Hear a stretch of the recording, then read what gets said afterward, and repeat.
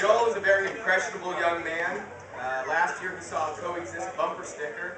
He had the damn tattoo put on his arm. This is a guy who told me he wouldn't dare put a bumper sticker on his car because it would decrease in value. Apparently his body's worthless. Last week the dude got stuck in the middle of a carpool lane in high school. Now he's got "I'm the proud parent of an honor roll student" tattooed on his leg. I think I also saw baby on board. Joel's never given blood. You have to be 110 pounds to give blood. Going with the Ethiopian, a couple of my Ethiopian friends looked at Joel and said to each other, "See, it could be a lot worse for us." I care for Joel. It's like watching Karen Carpenter in her final days.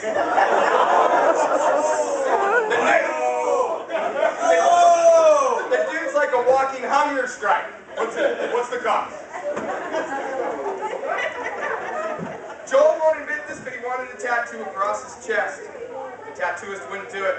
Said he couldn't work on concave surfaces. He was afraid the needle would go through to his back. Joel would be pinned to the table like a butterfly.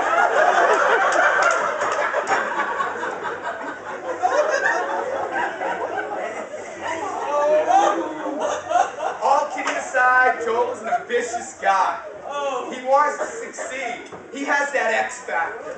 His first job at the age of 21 was as a newspaper carrier, but he wasn't satisfied with just doing his rural route.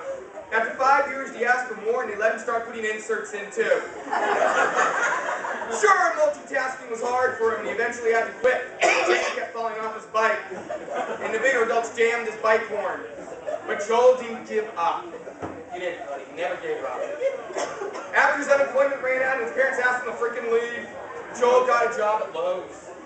Okay? They put him in aisle 4, helping people pick out carpets and throw rugs. But Joel, being Joel, knew he wanted more. Soon enough, he was in aisle 5, helping people with light fixtures and fluorescent bulbs. Talk about a go-getter.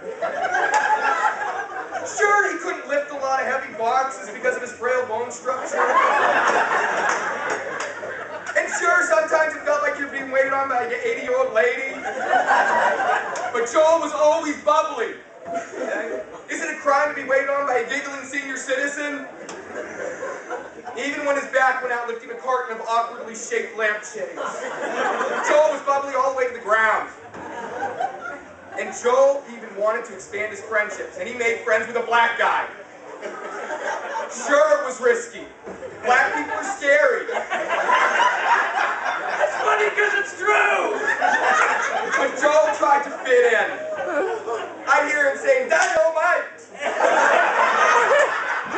And what you talking about, Willis? He was making an effort. You can't stop this guy.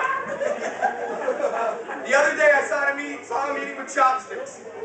You know next week he's going to try and make friends with an Oriental. Sure, it's risky.